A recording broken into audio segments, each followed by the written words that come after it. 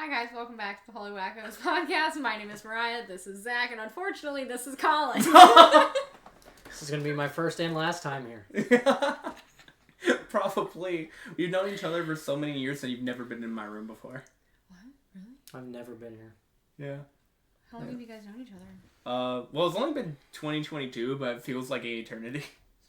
It feels like... really? That was only 2 years ago? We've only known each other for a little over 2 years, and it feels like 5 or 10. I can't stop looking at that screen, I'm not going to lie. You can't stop looking at the video of us talking. Yeah.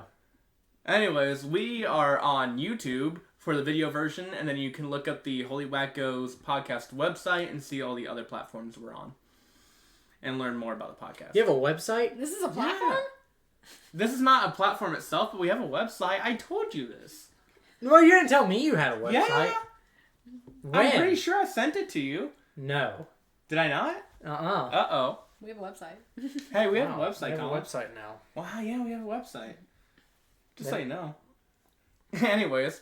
We're going to be talking about Collin's testimony. Well, more so Collin will be talking about his testimony. Be talking about it.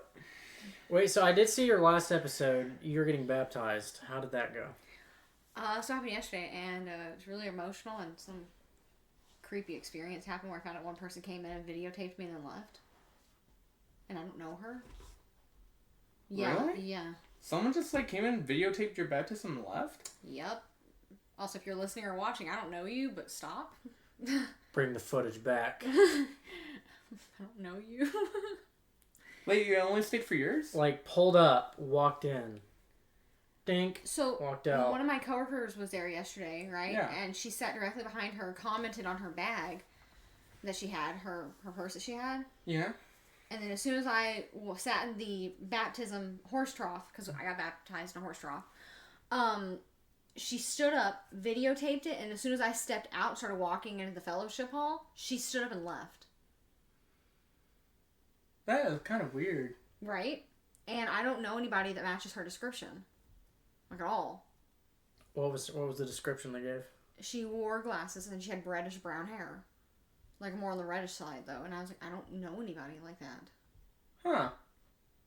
Oh, well. And then I was talking to Ashton, and he's like, you guys a stalker? And I was like, dude, I'm not even popular.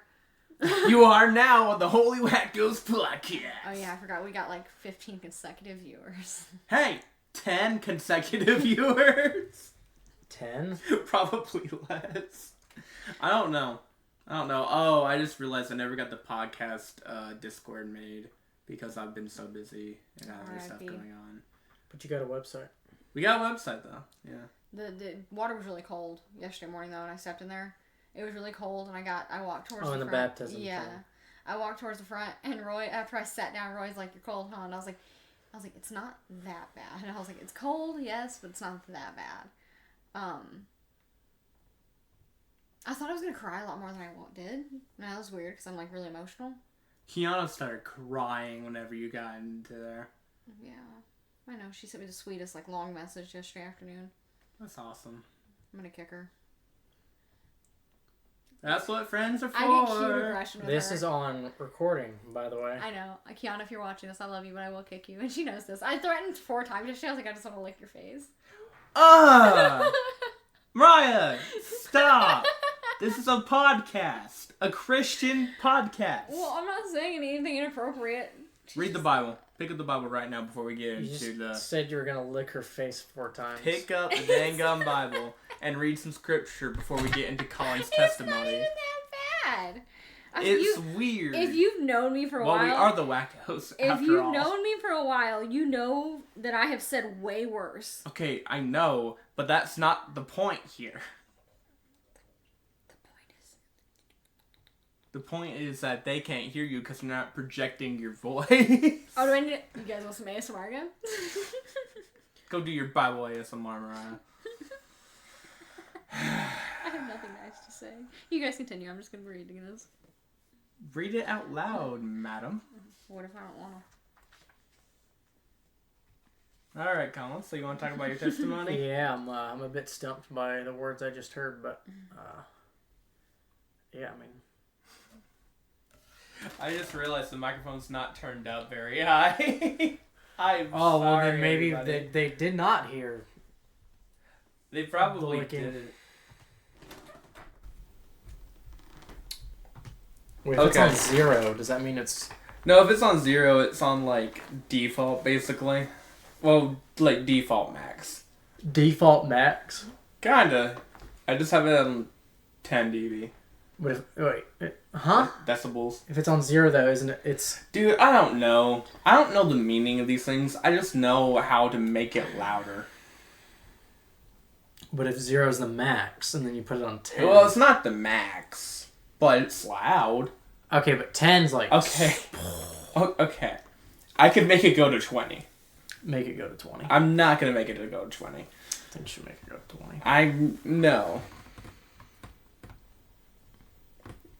Collin. This is going to be a long podcast, huh?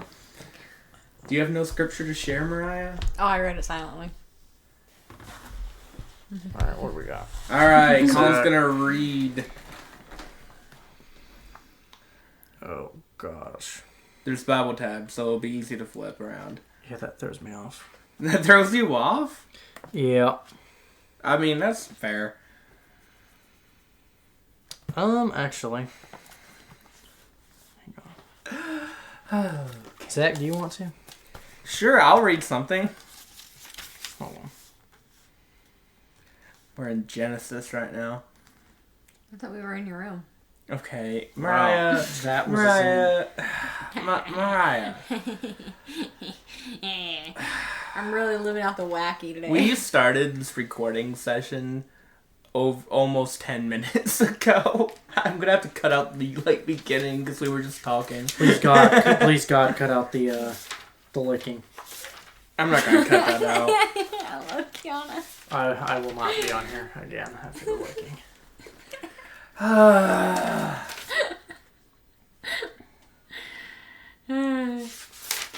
I'm really sorry. I thought it was an 11.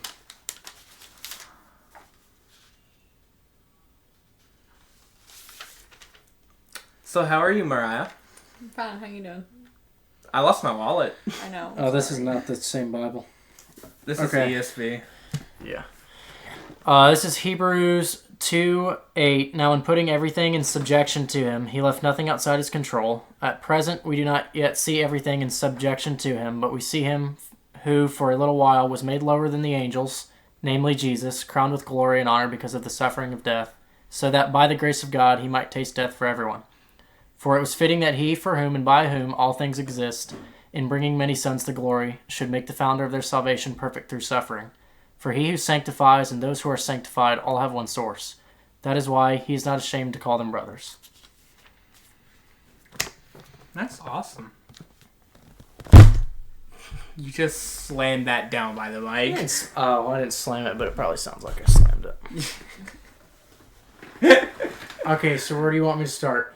Your testimony. Just give your testimony, dude.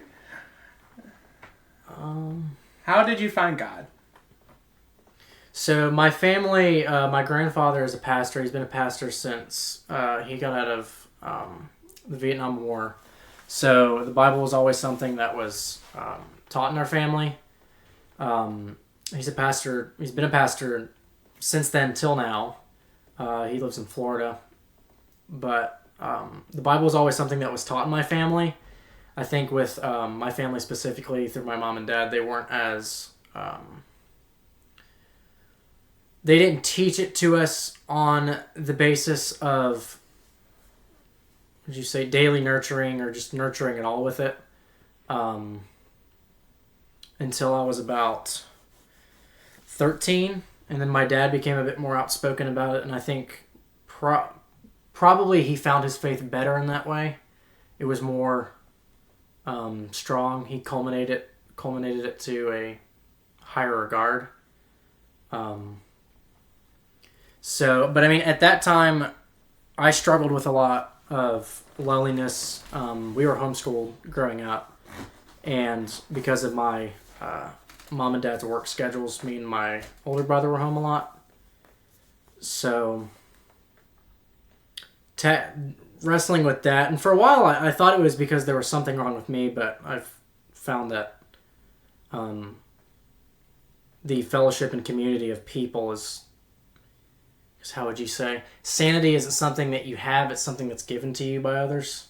So that's kind of how you orient yourself in the world, is by being around other people.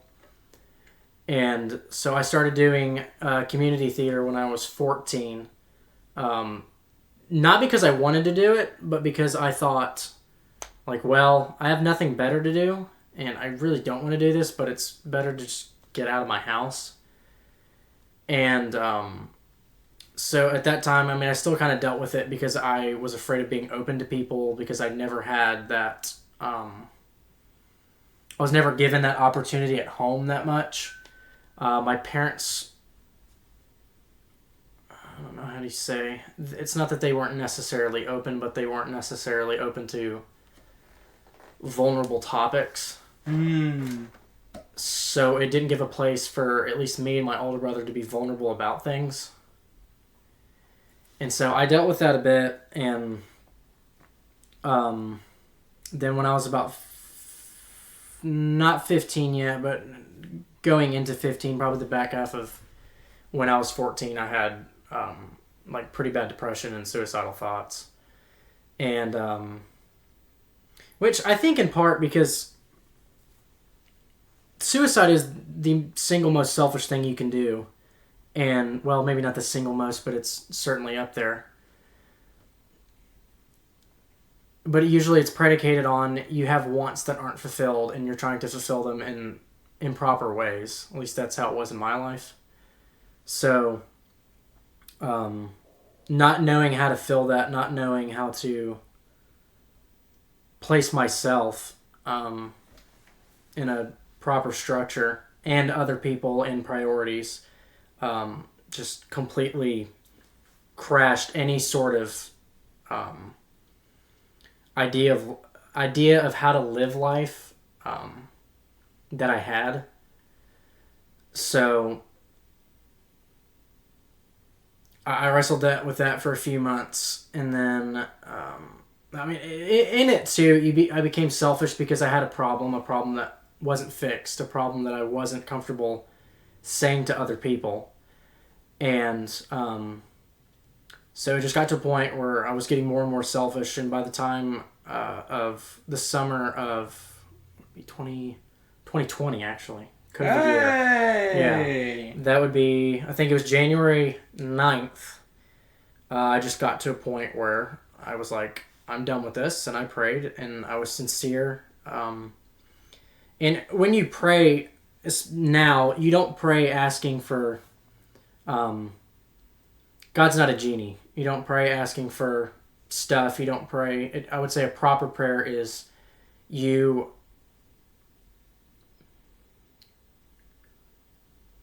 Do you need the Bible to look up anything? No.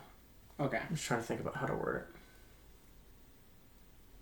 It's you submitting to your own arrogance. Admitting that you are probably arrogant to how to fix it. You're probably ignorant to how to fix it. And that there's a better way to handle it. And so you pray that I don't know what to do. I don't have the ability to do this, but I know there's a better way of doing it. And that's what I did. And I was like, wow, however this needs to go, however you want to do this, God, please just do what you need to do. I'm willing to submit to any of it. And that came in the form of about 6 hours later. My parents just found out like that.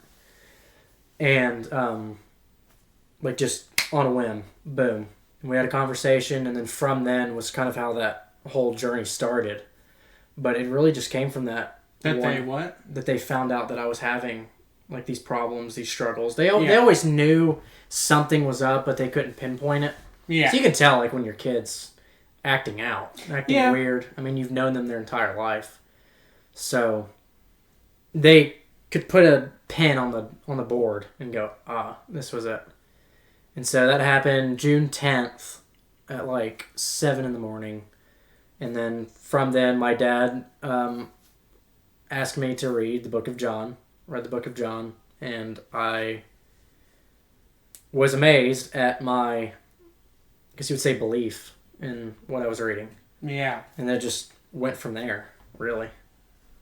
But How old were you? I was... I'd be 15. 15. Okay. 15, so that was... Huh? Yeah, I was 15. You were 15. That's correct. Beginning of 2022. No, 2020. 2020. Yeah. You were 15. COVID year, yeah. Oh, okay. My brain lagged. Yeah. I think I said the COVID year, but... Yeah, my bad. You know, I mean, and just... That's kind of what started it. That's kind of what made me go, okay, there's probably something more to this, and there's probably something outside of myself that's far better to put time into. Yeah. Like, not just the Bible, but just in general. It's like, wow, I'm not the only thing I need to be working on, you know? So, I mean, I guess that's how it started. Where did it go from there? Gosh, where's it gone from there? Like, how did you strengthen your faith, like, getting that firm foundation established? Because you just mentioned how you read the book of John, and that basically gave you different realizations. But, obviously, 2020 to 2024, that's a long time. So, what would you say has kept you in that faith? Because, obviously, you've grown in faith. Because I knew you back in 2022, that's when we met. And from then to now, you've grown a lot in faith, and I can tell. So, what kept you in faith, and how did you grow in faith? So, from there, I just read the Bible, and then would listen to stuff on YouTube that I would try and better explain things that I didn't know. And then that kind of culminated to 2021, I guess it would be August. And I had a strong urge on my heart. It was like, you need to do something. And I'm like, well, I need to do something. Like, what does that mean? And I would say it's a still voice, but it's not a voice and not a verbal telling. Like, do you know what I'm talking about? Exactly. And it's like, I know that, like, your conscience, whatever you want to say, like, your conscience could be God and God could be your conscience, you know. Telling you need to do something that's not just go to the store or, you know. Like, No, you can differentiate it. Right, yeah. And I was like, you need to do something. And I'm like, really? So I prayed earnestly for about a week. And so after I had developed Seeking God in June of 2020, we finished a theater show, and I had a bad experience with something that happened. And I remember saying to Ethan, I'm like, I will never do this crap again. Like, I'm done. It wasn't the theater that made me mad. It was, like, interactions with some people. But I was like, I will never do this again. And so, I was like, okay, well, what do I do? And it was, you need to go do the next theater show. And I thought, okay, sure. So I text my buddy Connor, who was doing theater. Connor! I was like, hey man, I love Connor. when's the next theater show? You know, I've had the sudden urge to get back into it. And he said, oh, it's this Monday. What day was it when he told you? Saturday. Wow. Yeah. You had little to no time And to I was prepare. like, oh, really? Okay. So, we're doing a song? Like, what is it? And he said I'd do a monologue of whatever. It had to be like 60 seconds, 90 seconds. And we were doing the show Sleepy Hollow. Oh, my goodness. Yeah. And I love that show. It was a cool show when we did it. But so he's like, okay, we're doing Sleepy Hollow. It's in 2 days. So if you want to do it, you know, this is what you got to do. I was like, okay. So I had to make something up in 2 days. I did a monologue from Up, actually. Have you seen Up?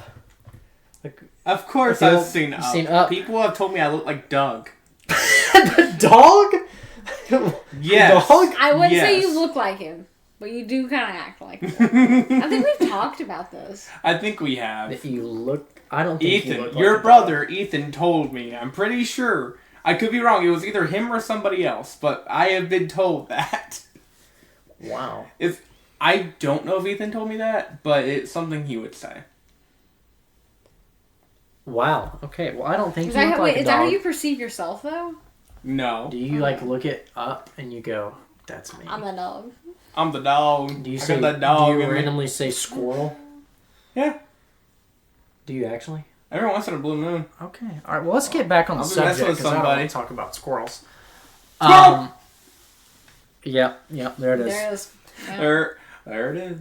And so I did the monologue, whatever, and it was like Sunday night. I'd already had it down, and I was like, okay. And then I just prayed again. I'm like, why am I doing this? Can I get a why? And Why? again, like it was like a still voice, but it's not a verbal voice, and it was like, you're gonna help somebody. I was like, okay. It's like, just one. It's like, you're gonna help someone. And so you answer the call to adventure, and I'm like, all right, well, here we go. And then I did the audition, and then so that week, so the following weekend, so Monday, and then that Saturday, we went on a vacation somewhere, so I was going to miss the first rehearsal. And then the day of the first rehearsal, when we finally got back, my parents said they were divorcing. And I was like, what? It's like that with any family, I mean, I would imagine. Yeah. But, I mean, especially at that time, I was like, oh, yeah, I'm going to do this thing, and I'm going to put focus to it. And then that bomb dropped. And I thought, oh, my gosh. What am I going to do? And so I sat there and prayed about it, and I was like, okay, what can I focus on here that's going to help me get out of this? Or, like, just not succumb to the immediate emotions. And it was that show, and it was that call of like, okay, I need to help somebody, I need to help somebody, I need to help somebody.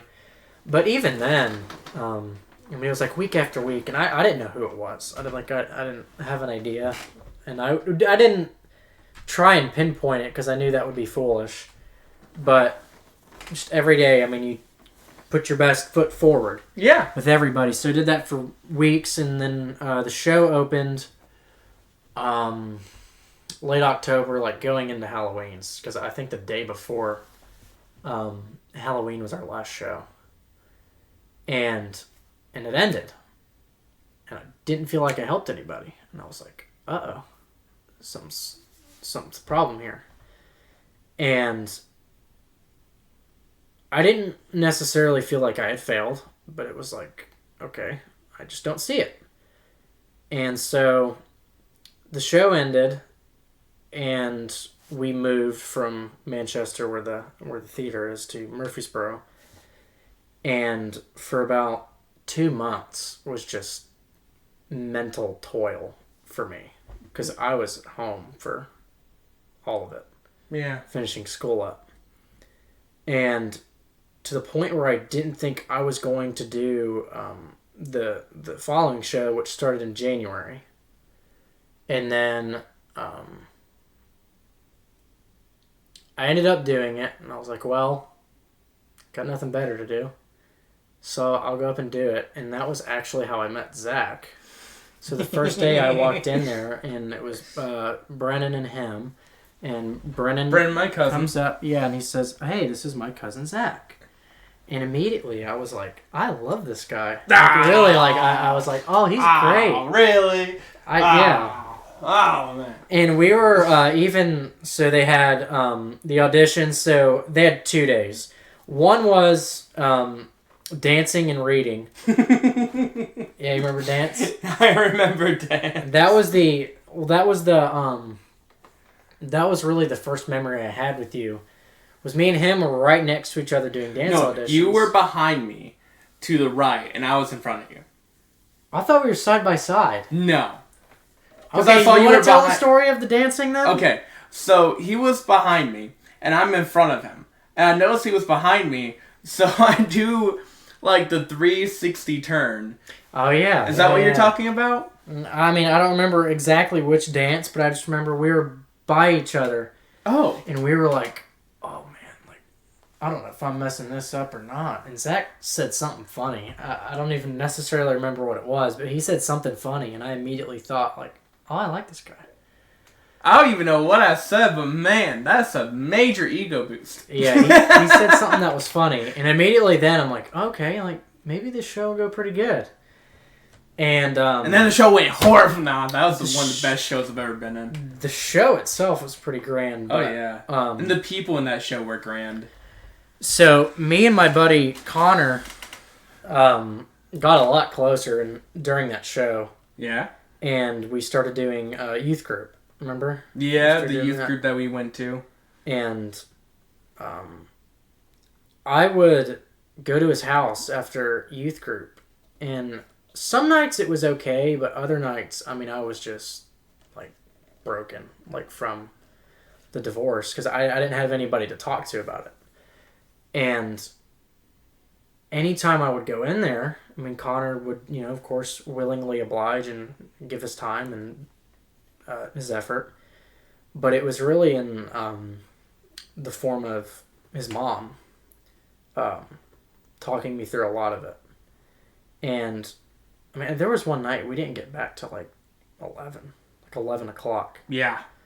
And I distinctly remember they went in their room to grab like the TV and whatever, because they're taking the TV and then they were bringing it to their guest house. Yeah. We were going to stay at the guest house.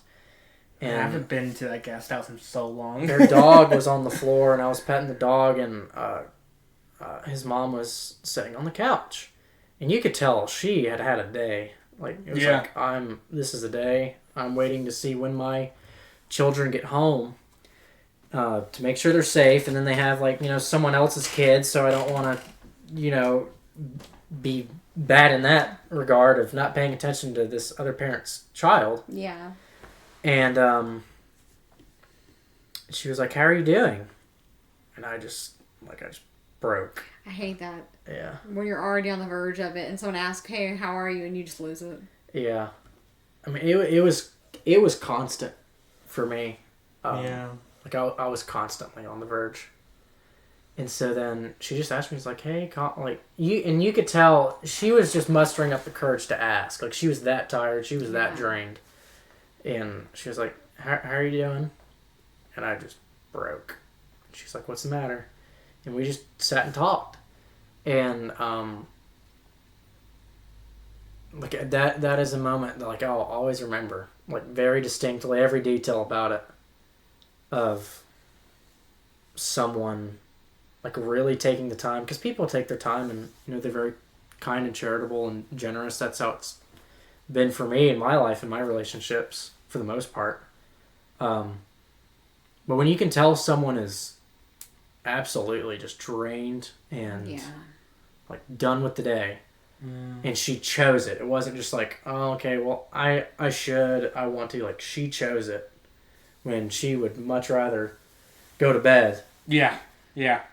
She sat there and talked to me for like 30, 45 minutes.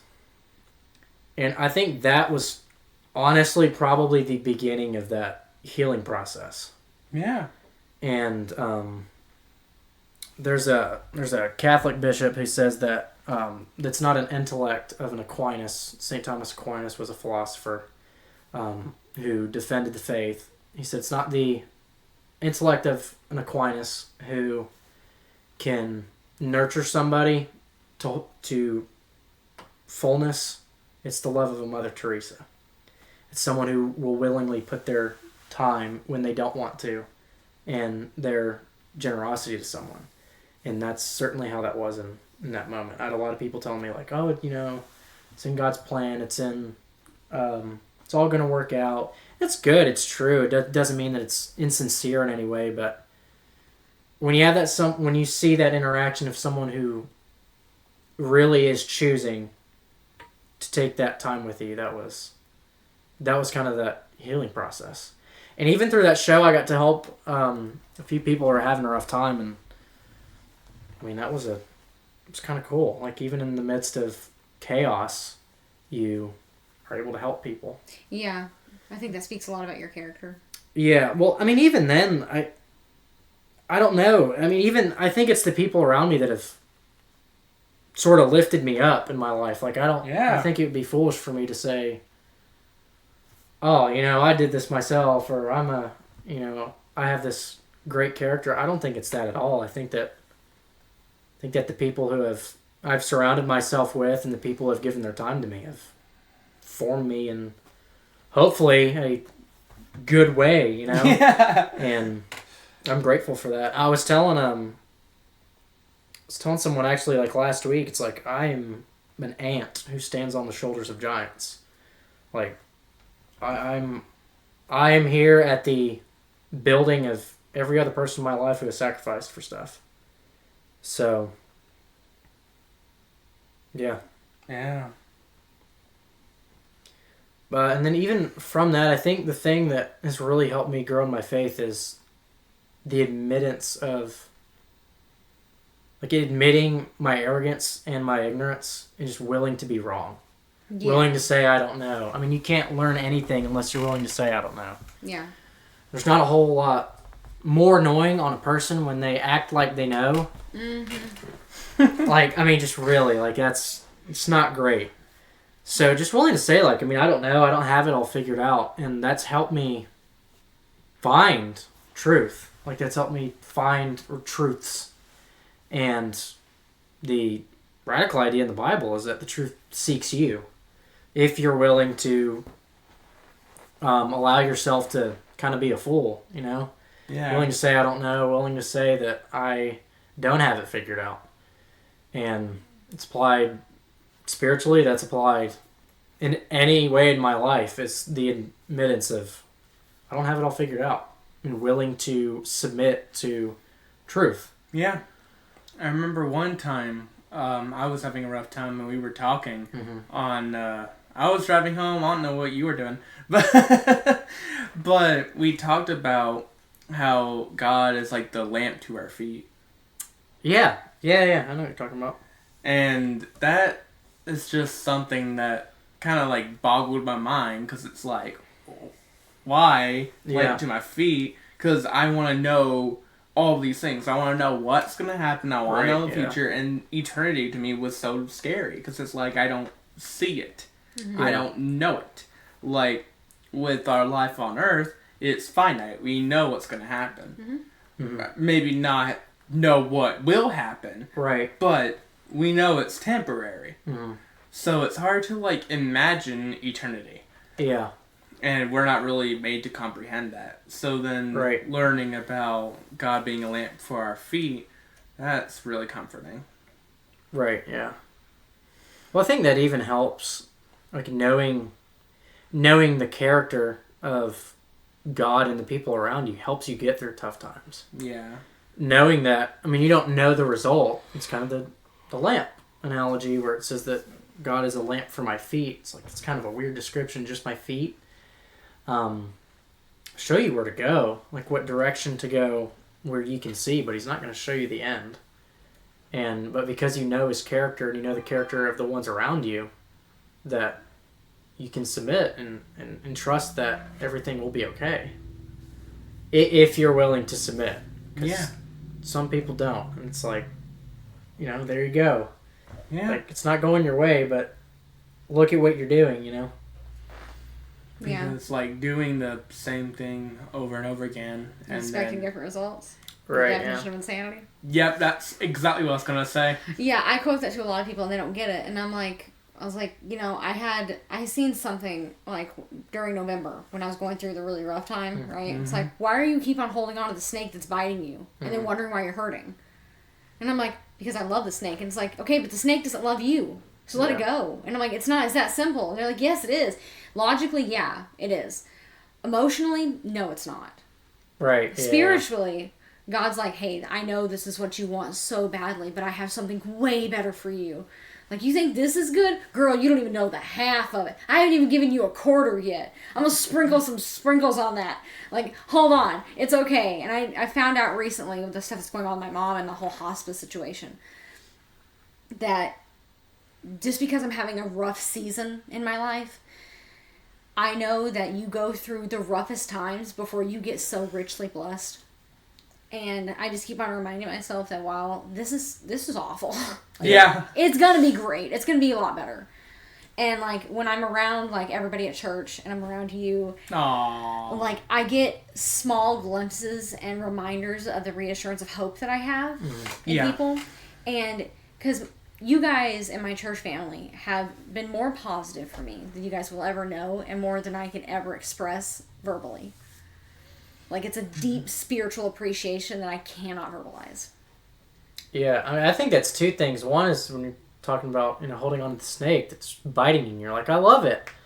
It's, I mean, I found, and sometimes, yeah, like it's other people, it's just calamity has been brought on your life, but a lot of times I've noticed that a lot of the problems that I have, I'd probably say most, is my fault in some way. Yeah. Mm-hmm. And it's like, I don't know. I mean, I hear a lot of people say, like, well, this is happening, this is happening, this is happening. And it's like, do you really think that you're just being plagued by life? So you can ask him, and especially if you talk to Kiana, Yeah. she knows I'm big on accountability. Yeah, And I actually listened to this podcast where their main premise for a very long time was accountability. Mm-hmm. And they actually had a line of shirts that they made out that says, "Are you the problem?" Because I genuinely love It's going like, around. probably. I love asking people that. Yeah.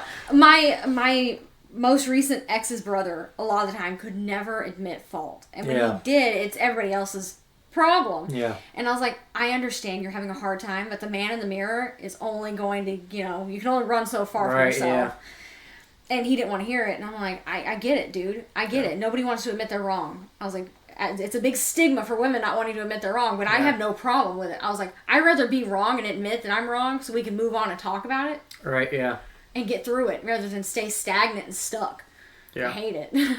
Yeah. It's a pet peeve. I don't like it when people are like, I never do anything wrong. And I was like, okay. Yeah, it's like, yeah, I bet. How's your life going? I'm like, It's awful, really. oh, I'm sorry. This is from the same person that used to play with Ouija boards. I was like, okay, dude. I was like, Yeah, no. Okay. It's rough, but I mean, like, the second part is just that community yeah. aspect. And, like, what you have, I mean, it's common unity. That's community. And for you guys to have that commonality of you all are trying to aim at something higher and that's best for you. Well, when a bunch of people do that, if you're really intentionally doing that, you're going to get somewhere. Yeah. And so, yeah, I mean, in every aspect, that helps. And the older you get to, you can tell when people are being genuine about stuff. Oh, yeah. You can hear the sincerity in their voice, especially when they come up to you and they know that something's wrong just by the way you're carrying yourself. You don't even have to speak a single word to them. They're just like, hey, I just want to let you know, I know you're going through something and I've been praying for you. Yeah. I had that happen to me and I'm like, how did you know? And they're like, you just know. And I'm like, yeah. And I get it. Yeah. Because I see people, and maybe it's, you can call it hypervigilance or trauma response, whatever you want to, but I honestly believe that's God just being like, hey, you know this certain person. You don't know what they're going through, so you need to pray for them. Yeah. And I was like, okay. Yeah, I've had that same instance for about 5 years now. Yeah. With somebody. You can tell. You like, can. Ooh. I cannot, like, I'm not in contact with one person anymore, right? That I used to talk to every day. Yeah. And I can tell that spiritually something's going on, and they just have a lot of burden that they don't talk to anybody about. Yeah. And there's not been one day since we haven't talked that I don't pray for them. Yeah. And I was like, something's going on. And I was like, I don't know what it is, but it's not good. Right, and they won't talk about it. They won't say it to anybody. They won't, yeah. And I'm like, you don't, I hate the stigma that is put on young men about you guys having to be so stoic. Like, I think that a man should be stoic to an extent, but not to the extent where it's, doing damage emotionally. Can you define stoic? So, like, don't care mentality of, like, I got this. yeah, like the big macho man, like, nothing ever bothers me, like, I don't need to talk about how I'm feeling and blah, blah, blah. And you know what? To an extent, yeah, dude, I get it. You're masculine, do your thing. You should maintain a certain level of masculinity. But when it becomes that toxic masculinity of what I've fallen kind of into myself is I don't need anybody. Yeah. That's when it gets dangerous. Yeah. Be well equipped, but don't act like you have all the tools. And, Yeah, it goes back to not knowing everything. Right, yeah. And I can't stand it. It really bothers me when I meet a young man, and especially when they're younger than me, and they're like, well, so-and-so did me wrong, so I'm not going to talk to anybody, and I'm just going to, close my heart off. And I was like, I get it. Good luck. Yeah. I was like, I get it. I've been there. I know you're jaded and I know you're hurt. And I'm so sorry you never had anybody to talk to, but you're safe. Yeah. In Christ. I hope you know that. He loves you. And I know that's hard if you don't believe, but when you finally hit rock bottom, he'll be there. Yeah. And a lot of people need to hit that. Yeah, I did. Yeah. I mean, most people do because they just don't want to admit the arrogance of that they don't know, or the ignorant, well, both. Probably the arrogance of, I know this is bad, but I'm not asking for help and I don't want to change. Yeah. And it gets to a point where you have to hurt to a certain deal until you'll finally like, okay, well, this sucks. The alternative sucks, but it sucks less. So yeah, we're gonna try this now. The lesser of two evils. Yeah. For me, it's and you can ask Kiana. I don't go to people with my burdens. I don't. I feel like I am the burden a lot of the time because of how I was raised. Uh-huh. So I go to God with a lot of my problems, and I'm finding myself. It's easier now than it has been. You're right, yeah. But in the past, I'm like, no. I'm like, I've had to do everything myself. Why would I ever trust anybody else? And that's a big issue I struggle with still. Yeah. And you can ask, like, Roy and everything like that. He's like, why didn't you talk to me about your mom and, like, how bad it's gotten? And I was like, I didn't want to bother you. And he's like, you're not bothering me. And I was like, you can't convince me that. I was like, I've spent the first 25 years of my life thinking that I'm a problem. Right, yeah. So, and then, what do I do here, man? Yeah. I ain't got no tools to work with. It's such a big switch. It's like, oh. It's night and day, yeah. I wake up one day and all of a sudden I have like over 25 people that love me and actively will drop anything they're doing to take care of me. Like, no. Yeah. And like, what am I supposed to think also? Because they're always going to want something in return. It's that expectancy. Well, right, yeah. And that's why some people say that like the opposite of love is fear, and it's not true. The opposite of love is use. Love is you sacrificing yourself for the benefit of somebody else. Use is you sacrifice someone else for the benefit of yourself. Yeah. And so, yeah, I mean, a lot of people, it's like you do something nice and then they expect something in return. It's not love. It's no, and I think that's kind of what kind of threw off. I'm gonna say him, but what threw him off is me taking him food and caring about him the way I do. Is I don't expect anything back. I just want him to know that he has somebody that cares. That's it. Yeah. Because I know that he gives to everybody else 24/7 and never has any him time. And I was like, dude, like you deserve a moment's peace. Yeah. And whether it's me or somebody else, I don't care. Like, you just know that you deserve that. Yeah. Yeah. But even with the love and use thing, I mean, the reason some people expect something in return, maybe not expect, but you want your behavior reciprocated if it's good. Reciprocity is huge, yeah. Yeah, I mean, well, that's how every single human relationship is built on. Absolutely, reciprocation. Yeah. But, so, I mean, you don't want to be a doormat, but, in some cases it's like... I was talking to Ashton something about that. Here, yeah. I told Ashton about that. I was like, I just want the reciprocation back. And he's like, I understand that, but you also need to be more understanding from a male perspective. Like, things are different, and we don't think the way you guys do. And I was like, I understand that. And he's like, you can understand it so far because you don't have the male thought process. And I was like, okay, that's true. And he's like, until you walk in a guy's shoes every day and have our thoughts, then you kind of don't get it. You can sympathize, but you don't really understand it. I'm like, yeah. So, wow. All right. So we've been talking about your testimony, Collin. And I want to say, what would you tell anybody who is struggling with faith or going through something that you were going through? Like, what would you tell you before you found that faith? That maybe that can help somebody who is struggling with their faith or just relationship with God. Don't isolate. Yes. Don't isolate, yeah.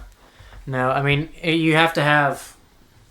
I mean, just in life in general, you have to have your views challenged. You have to be able to verbalize what you think. And say, like, but yeah, just do not isolate. Go to your local parish, go to a church, talk to a priest, a pastor, something. Find someone who will listen to you.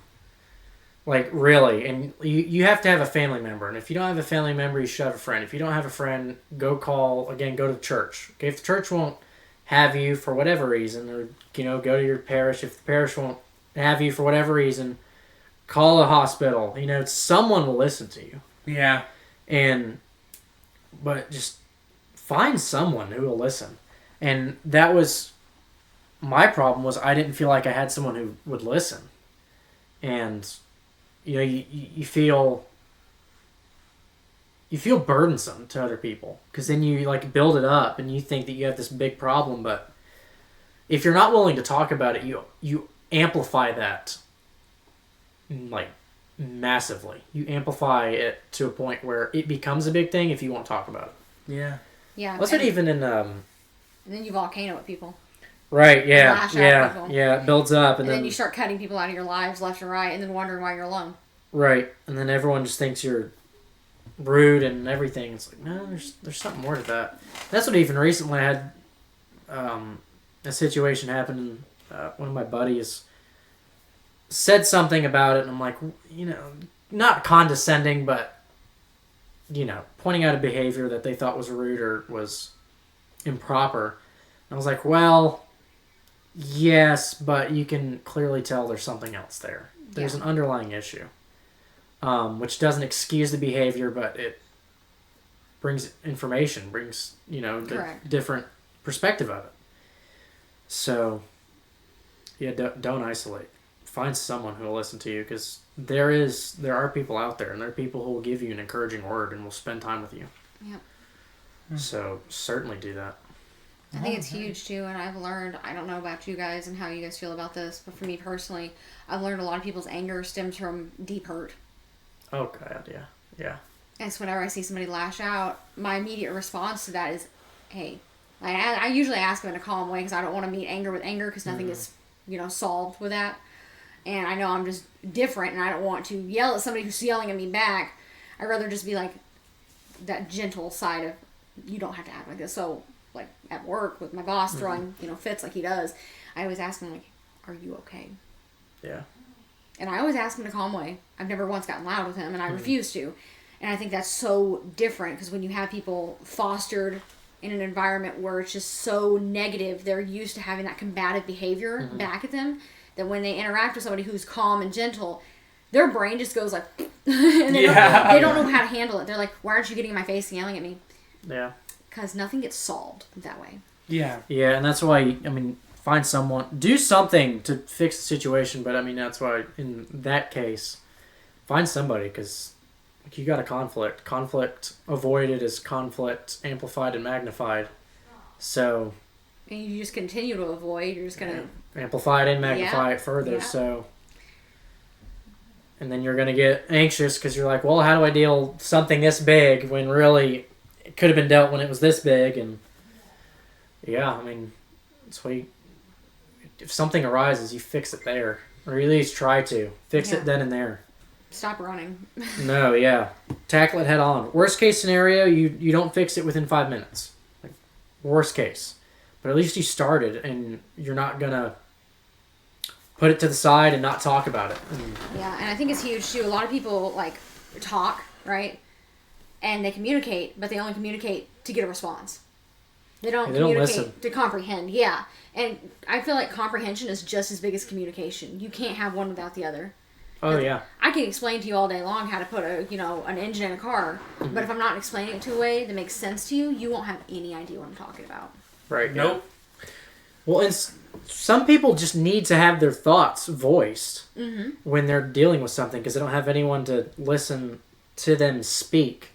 And I think it was Carl Rogers, the psychotherapist, who said that most people can solve their own problems if they have someone to talk to. Yes. They can solve it themselves. They just need someone who will listen to their words so that they can verbalize and externalize what they're thinking. So, yeah, I just need to get it out there. Yeah. I feel like that's why a lot of like talk therapy is huge. Yeah. Yeah. Because like, while some people, should be on medicine because it will help them with their daily, lives and everything like that, I feel like talk therapy is huge because, like you just said, Collin, a lot of people can solve their own problems. Right, yeah. They need that other person to be open and willing to listen, though. Yeah, yeah. And I feel like push them along, give them a little courage. Exactly. A lot of people our age, too, are just like, oh, yeah, I'm your friend. And they're like, they half listen. Yeah. Oh God, yeah. And yeah. Yeah. I pay attention to body language so much so that I've made it a rule now whenever I go out to eat with my friends that we won't have our phones. I won't. And the only reason I'll keep my phone ringer on is for my mom to call. Right. But it's so huge to me whenever I sit down with somebody and they immediately hop down on their phone. I'm like, you don't want to be here. That's obvious to me. You're not mentally here. You're physically here, but mentally I don't know somewhere where. Else. Yeah. So I think it's huge that I'm like, I don't want to do it. If you don't want to dedicate time to actually spend with me, that's fine. We can talk and text at home. I don't care. Right. Yeah. I'm not going to waste my time. Yeah. Yeah, I would agree with that. So. Well, I mean, even it's like people who want to talk to you, and no. I've known in some cases people have said to me like, "Oh, if you ever need to talk," and then it's like self-righteous projection of like themselves putting this charade up, and then you try to, and then after like 2 days, gone. Yeah, and I think it's hard for me to realize that they're not being genuine until I have to reach out, and then I don't get that response, and I'm like, okay, and I know from there, right? It's kind of like I have to find out for myself the hard way, which kind of sucks, but at least I know then, right? Yeah, like you're learning it. Yeah. So that's and good. I have this thing where I heard it a few years ago where it's like, I don't trust people, I trust their patterns. Mm-hmm. And after a certain while, from dealing with all the disappointment I've experienced, I'm like, listen, dude, I was like, I've been disappointed so much to the point now where I expect it of people, so you're going to have to really show me that you're not going to disappoint me. And like I tell everybody, listen, I will trust you and love you no matter what because God wants me to, but that doesn't mean I have to keep you in my life anymore, but I will pray for you. Yeah, and even the pattern thing, that's kind of the idea of belief, biblical, like religiously, is that it's not just something you profess. You don't just say it. And it's kind of like criticism with a lot of people who say, "Oh, I believe in God," and then you see their behavior and you're like, "Really? Like, you say that and that's what you do?" And like, belief is far more, or even what you say is a fraction of who you are. Like, what you carry out day in, day out speaks far more volume. Yeah. Especially, like, through someone's actions. Because I'm a firm believer that actions speak louder than words. Yeah, by their fruit you'll know them. Yeah, exactly. Yeah. And I actually read that scripture last night. It's funny you were talking about that. I heard someone say that as it pertained to faith, it's you live out and profess your faith on a daily basis, and sometimes you use words. Yeah, I was reading that scripture last night. So I was reading that, and I was like, yeah, that makes a lot of sense. Because, I could tell everybody all day long, be like, I'm going to go to church, and I'm going to do this whole religion thing. But it's not about religion. It's about that relationship. And I don't think a lot of people understand that, especially when they're non-believers. They're like, oh, well, you just go to church. I'm like, no, I don't just go to church. I'm like, have you never been? They're like, well, no, why would I want to? And I'm like, oh, so it's really cool. And I have a window of opportunity there. And I'm like, you're going to sit down and be quiet and listen, or you can just leave. Yeah. I was like, you don't have to listen to me. Everybody has the option to walk away.